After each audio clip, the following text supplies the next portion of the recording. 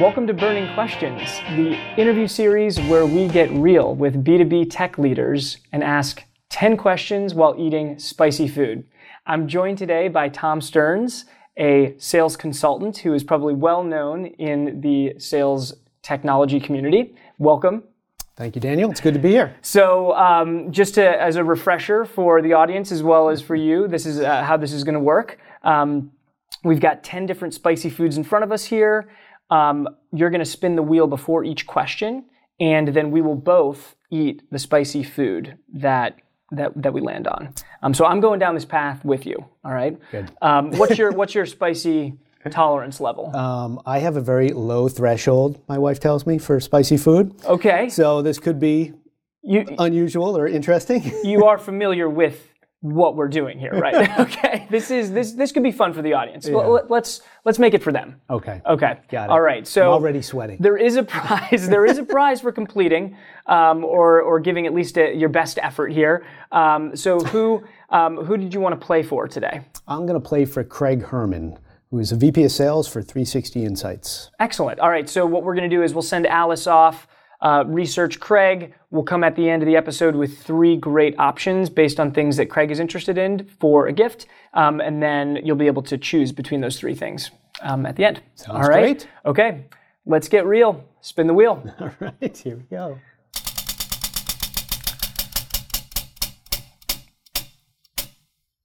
All right, Ghost of the Opry hot sauce. So what we'll do is for the sauces, we will dip a chicken nugget in it. So grab a nugget over here, and the Ghost of the Opry is this first one in front of us here. Hope this isn't set up. No, it's not actually. There's a. All right. So you grew up outside of Boston, Attleboro, I believe. Yes, that's right. So, what's an early memory from growing up, and what did you want to be when you were growing up? I wanted to be an artist when I was growing up. I was definitely into the arts and a little bit of painting, and that's pretty spicy. So yeah, I went the path of, started my career in graphic design. So I started there and gravitated towards marketing and now a lot of sales, consulting work. What's one of your first memories? First memories is I used to like to pretend I used to fall down the stairs on purpose. Really? Yes. Did you actually injure yourself doing this on purpose? No, I don't know why. It was, we had the stairs were a little bit less steep than most and carpeted, and it was some shtick at the time, I guess. That's amazing. I'm glad you've lived to tell the tale. All right, so we're one down. That was a pretty spicy sauce. Yeah. Okay. All right. But good. Delicious sauce. I like the taste of that one as well. It's like a barbecue. Yeah. Kind of it's like a gourmet, super spicy, like Burger King barbecue sauce. All right, go ahead. Okay. Question number 2. Da Bomb nuts. So we've got these very spicy peanuts here. They're made with ghost pepper. So just grab a few here. Okay. Grab 5 or 6. Do I look as... You're getting a teeny bit red. I'm not going to lie. I mean, we just started. I'm a little kind of curious to see how red you can get. All right. Looks like your first job out of college, or one of your early jobs, was doing marketing at CardScan. Mm-hmm. What's something you learned from that experience? That was a startup company. And one of the things I learned is that it's advantageous to go after any opportunity you can. I started as a graphic designer, as I mentioned, but there was a lot of opportunity they were buying advertisements. And I'm like, do you want me to go figure out how to buy the ads? You know, I'll break down that wall and figure out how to do it. And as many hats as you could wear at this company, they let you run with it. So the takeaway was, don't be afraid to try to do something you don't know how to do. Just look at it as an opportunity and figure it out. And if you're working for the right kind of company, the right people, they will respect that, and they'll give you more and more opportunities to do that. Can I take a drink? Absolutely. Yeah, this is not we had a conversation in one of the other interviews where it felt like we were both daring each other to see who was gonna. It was like, no, this is a losing battle. Let's not go down that path. Definitely. Water doesn't actually help with the heat. Milk does actually have kind of a little bit of a neutralizing effect. So definitely feel free. Okay, let's do it. Question number 3. I like this. Was very Reaper. the Reaper salsa. Sounds really easy. Yeah. These sauces tend to be more on the death scale of the life and death continuum here. So the Reaper salsa, I believe, is this one here. Yeah, we've got the labels in front of you. So this one. So what we'll do is we'll grab a scoop chip. Okay. There. Oh, that one's nice and small. Oh, okay. That's a little. Too small? Just make sure you know. I'll load it up, okay? Yeah, do what you got to do. I don't know if you can see this, but I think that's a fair amount. What advice would you give to your 20-year-old self? Don't be afraid to fail.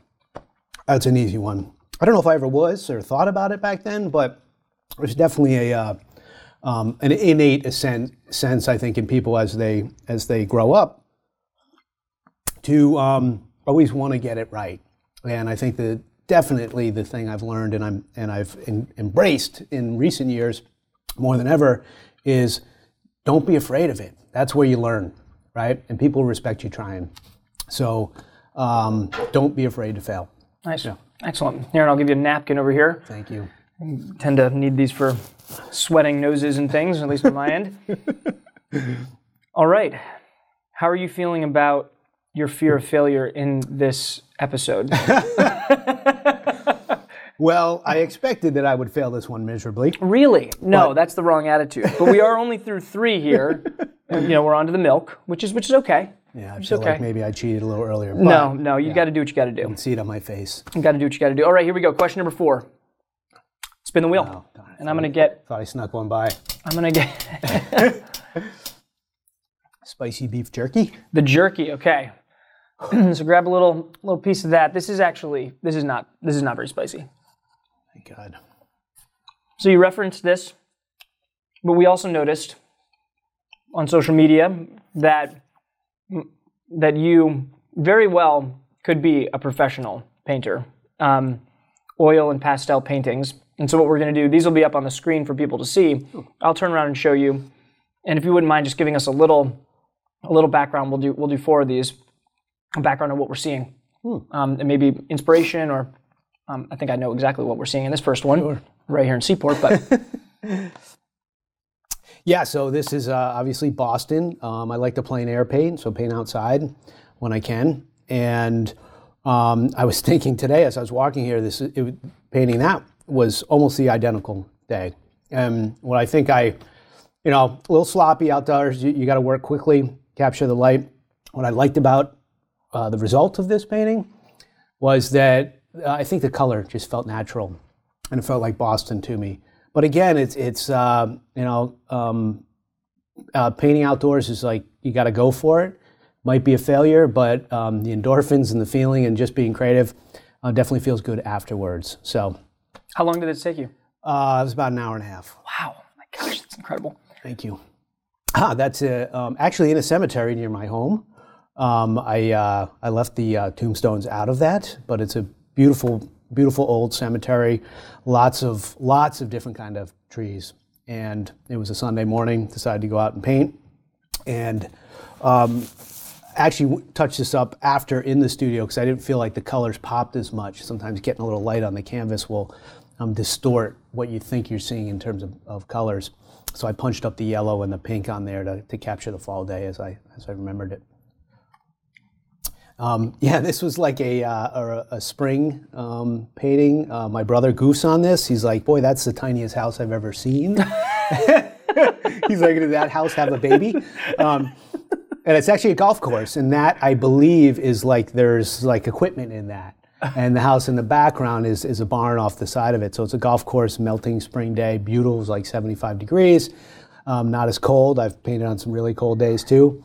But I just feel it captured that sort of, either, winter thaw or early spring setting, and just, enjoy being outside doing it. And all these paint, from a timing perspective, these were all done Last 2 years, I think. Last 2 years, okay. Yeah, yeah. All right, and last one here? Now this one is in the studio. A friend of mine went to Ireland, and a lot of paintings I've done in the winter of landscapes, I've drawn from her photographs. Her name's Kim Cleary. She's a friend of mine, and she went to Ireland. I saw a few photographs on her Facebook page, and I said, mind if I paint this one? I think she actually bought it and sent it to her friends in Ireland. But yeah, I just love the feel and the greens that she captured in the photo. Tried to capture them in painting in the studio. Amazing. I mean, can you tell us just a little background? I mean, you mentioned you were interested at a young age, and you clearly have paintings that are worthy of being purchased for good sums of money. I mean, how did it kind of come about?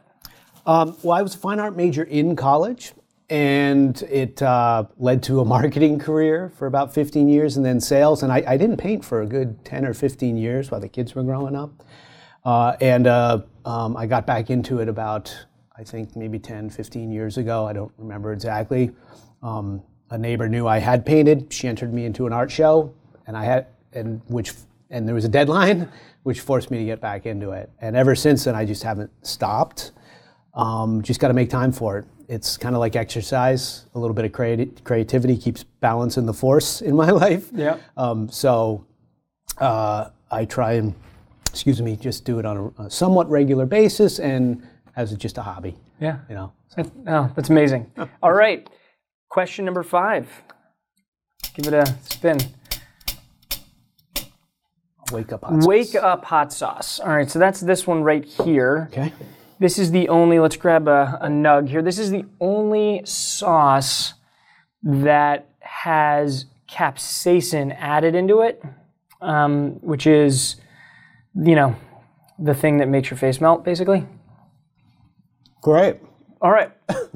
So last year, you posted a video on your blog which said, life is like skateboarding. Skateboarding is endless amounts of failure. As much as it hurts, let's not be afraid to fail. Let's hurt ourselves, get up and try again.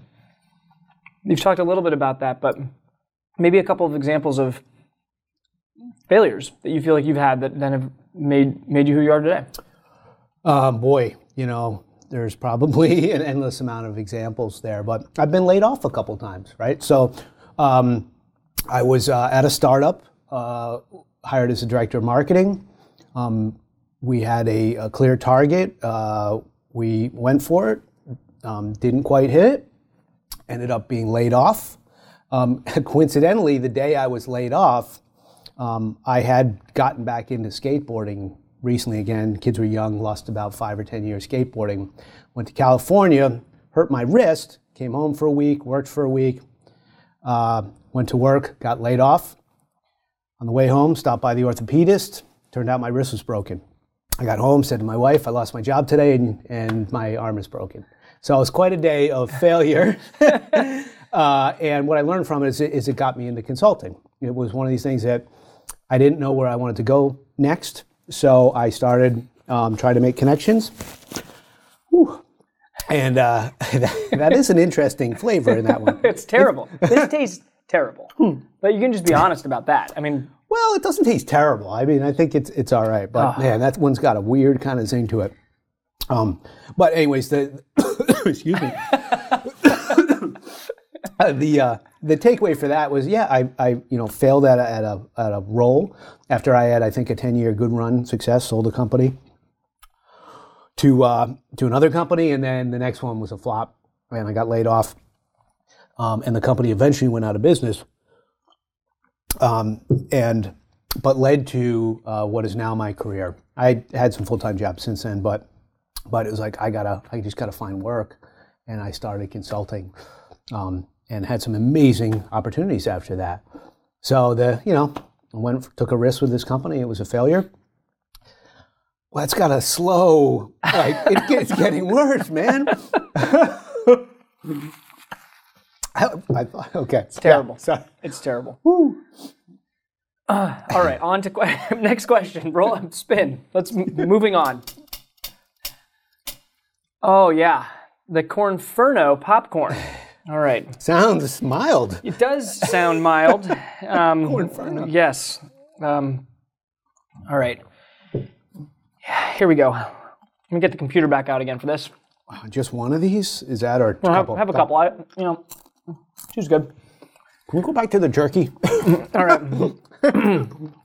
You're lucky you're one of the early episodes because the jerky isn't even gonna make the cut. It's not spicy enough. Oh. All right, so now we're gonna show you a couple pictures that you've posted on social media, and you're gonna provide us with a little more context, and people will see these on the screen.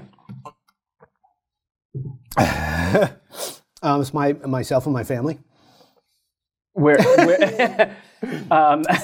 With Phil Dunphy, or no? Yeah. I forget what Muppets movie that was, but I took my kids to a Muppet movie, and I think that was in the lobby. And you'd think my kids would be in the picture too. But, my daughter often says to me, "You're actually a 15-year-old, Daddy." And sometimes I really think I am. Oh, with the taste buds of a 5-year-old. Oh yeah, that's the Tough Mudder. It's down in Barrington, Rhode Island. Annually, it's a fundraiser, and it's this obstacle course race. Do it as a team. I'm in a workout group on Facebook called Journey for Wellness, and a lot of people in Rhode Island, but a lot of people all over the country. We come together and we run this as a team. And the last part of it is a giant mud pit. You gotta swim through it. Dude, you did your homework. So I ate a lot of SpaghettiOs when I was a teenager skateboarding. That was the go-to after. And that's my kid and play haircut, if you hadn't noticed. Going back to the old 80s references. But yeah, that was nice. All right. Excellent. That was fun. All right. The Cornferno also. That's sneaky, I must say. I think that's sneaky because it's all fun and games until you realize you're eating ghost pepper and habanero. All right, on to question number 7. We are well on our way here. Oh, boy. So wake up. We can choose to do it again or you can choose to spin again since we've already had it. Let's do another quick spin. Yeah, please. God, wake up. Oh, jeez, this is like the worst possible result from this. All right, time's up. This one, in my humble opinion, is both the best tasting and the spiciest thing that we have here. So give it a good Dunkin'. It's got a good kind of delayed kick. All right, you work with a ton of sales teams, a ton of BDRs, sales executives. What's the most common mistake right now that you're seeing while people are doing prospecting? Ooh. Oh, yeah. This is a great question. Thank you for asking this. The biggest mistake is not listening to your own conversations, right? There's endless amounts of conversations happening with BDRs, account executives, and a small percentage of the companies are actually listening to those calls, coaching on those calls, recording those calls for coaching, and actually and they're not actively building this culture of coaching and mentorship through listening to the live tape. Mm-hmm. So it's when I coach, the greatest advancements happen when we listen to recordings, both separately and together, and break it down. There's so much to learn there. So I'm a huge advocate of call coaching for that. It's like it's the equivalent of game film. We're in Boston here. Tom Brady on Monday morning is going to be looking at his film over and over again. For salespeople, the conversation is everything. So let's listen to it. Let's break it down and let's experiment too. Excuse me. That's great. Whew. No, that's good. You're probably glad that broke it. I'll go on for an hour on that question. So. That we might come back to more of that as well. But yeah, this one has a delayed kick too. I think it's like a 6-7 second, and then it sits there for a little while actually. Yeah. Yeah. Yeah. You're right. You're right. All right. Question number 8. Back to this one. Are there any we missed? Yeah, but there's a few more options. Yeah, give it another spin if you want to. All right, give it a real. Yeah. Wow, you're right. That one keeps. It keeps going. Keeps going. Now, look at you. You're just like on this. I guess we have to do it, right? Okay. Chip again or nugget? This is a nug on the sauce. We'll do chips on the salsas. Oh, this is that one. Oh yeah. Yeah. Oh, I dropped it in. Oh my gosh. This could be the end of you. This could be the end of you. All right. What's the most thoughtful gift? I spilled it too. The most thoughtful gift you've ever received? Ooh, boy. The most thoughtful gift I've ever received. Holy cow. Well, sorry. You just ate a ton of that one. And I spilled it. I'm sorry I made a mess of the set here. That's all right. I'm actually really curious to just see what happens to your face over the next 10 seconds. Give me a chance to process that. There's, some of my, I think, probably my favorite gifts have been, my kids write poems that, I have written poems and thoughtful notes on holidays. Whew, and I think that's one of the best, which, by the way, has gotten me to include more thank you notes in with my business. And being much more thoughtful about what I give to others. So the power of the note. The power of the note, I think, is the written word, and I have horrible handwriting. Dude. Oh my God. I'm actually going to give you a mini prize just for knowing, because we already had that, and we know that this is the capsaicin added. I mean, you just really went to a new level. You went to a new level. I must look ridiculous. I mean, I feel like I'm like sweating profusely. Yeah, well, we're turning the lights red in here. Oh no, wait, actually, that's just your face. Okay, all right. On to number 9, home stretch. Home stretch here. Come on, give us something. Let's get the jerky again, baby. Come to the jerky. Oh, the ghost pepper jelly beans. Okay. All right, so we got some jelly right here in front of us. Grab a few of those. 3, 4. I got 4. I'm going 4. All right. A ton of sales and marketing teams struggle with feeling like they're aligned. What's one thing someone on the sales side can do to be better aligned with marketing, and what's one thing someone in the marketing team can do to be better aligned with sales? Well, can I give 2 answers to each one of those? Sure. If I can get them out. Holy cow. Wow. I think, so there's so much content on the internet now, and salespeople consume sales content. Oh, good salespeople do, always trying to sharpen their knife and learn more. And marketing people often consume marketing. Start reading each other's content. Read about sales. Read about marketing. If you're in sales, read about marketing. If you're in marketing, read about sales. There's so much good stuff to learn from every day, and it's free. The other thing, the ideal, I'm going to give 3 answers to this. Sorry, I can't help myself. If salespeople could ever had an opportunity to do a marketing job, if a company could allow you for 90 days to do a marketing job and a marketer do a sales job. I've never seen marketers learn faster than in sales. I had my marketing team, when I had an inside sales org, take sales calls. They were terrified at first. After a month, they were great at it. And you know what? All of the marketing got better. And they sat together. So if you can, put your marketing team and your sales team in the same room so they can hear each other, and put them in meetings together. Build a culture around integration and alignment. And the last answer to that is, if you're a salesperson, share your learning. You're talking to the customer. Find a way to get quantitative and, more importantly, because you'll have this at your fingertips, qualitative information to your marketers. The marketers, seek that out. Go sit with your sales teams a lot. Don't think of them as they never deal with they never call my leads, they never work with my leads. Go and sit next to them. Listen to their recorded calls if you can get your hands on them. I guarantee everything will get better in your organization. Those are a couple of tactical, really simple things that individuals can do. Top down's always the best, but individuals can take this upon themselves. Phenomenal. That's great advice. I'm going to keep talking so I don't have to spin the wheel again. Let's go. Let's go. Question number 10. This is it. We are at the last here. Time's up again. Time's up. It's up to you. We can do it or we can spin. Go one more. Not that. We had a salsa in this one. These are all blended together. I'm like losing my mind. There we is. go. All right. Reaper salsa. Okay. That is this one here. Reaper, for the Carolina Reaper pepper that it's made from.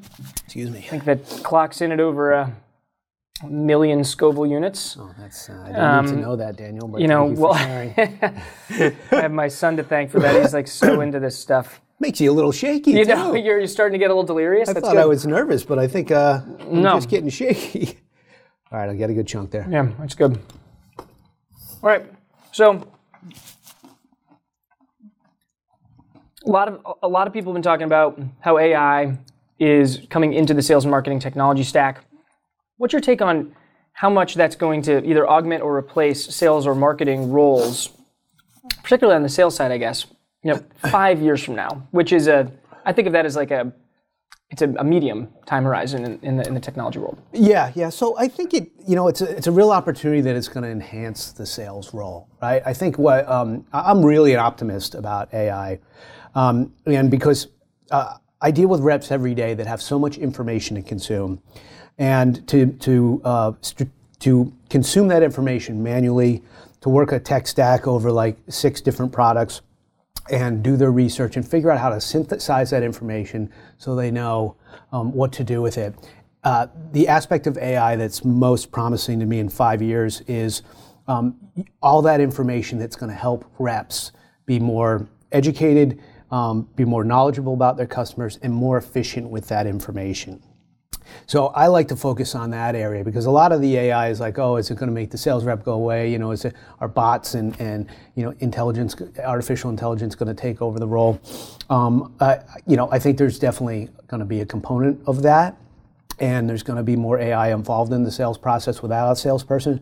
But I like to focus on the really exciting parts of technology, and I see the struggle every day with who do I call now and with what information, and AI is going to make that a whole lot easier for the sales rep on the front lines to just do a better job with their time and with their information, and they're going to be able to serve their customers better because they won't have to hunt for it. They won't have to do hours and hours of research where the AI can serve it up for them. Good time to call this person. Here's what you need to know. So those are the aspects I'm looking at. There's so many different things going on with AI depending on what company is involved and what they're doing with it. But those are the 2 areas that I've spent a lot of time thinking about, and I focus in on the one that's going to help the reps I deal with do better. You did it. Woo. Congratulations. You are through. We have now the fun task of picking out your prize for... All right, I still have this fun picture of you with the SpaghettiOs here. Oh, man. All right, your prize for Craig. You're playing for Craig. You made it. So Craig shows on Facebook that he loves fishing with his kids. So there is a Troutdoorsman crate of fishing-related items that you could get for him from Man Crates. He has 2 beautiful kids. He likes to share stuff about them on Facebook, and so I guess aside from you actually doing a custom portrait, there is you have the option of actually gifting him a custom portrait that can be made, and it's pretty obvious from what he posts on Twitter and Facebook that he loves Boston sports teams. So there is a cornhole set that features the Pats, the Red Sox, and the Celtics on it. Oh, those are all great gifts. That's a tough decision. I know Craig is a super sports fan, but he's really passionate about his kids too, and spending time with them. I'm gonna go with the first one. All right, the Troutdoorsman. Love the name of that crate. All right, well, Craig's a lucky guy, and thank you again very much for joining us. Congratulations for finishing. People are gonna love watching this probably on repeat to watch some of the meltdowns, especially your drop the nugget moment in there. Yeah, don't mess that up again. Thanks so much. Hey, thank you, Daniel. Appreciate it.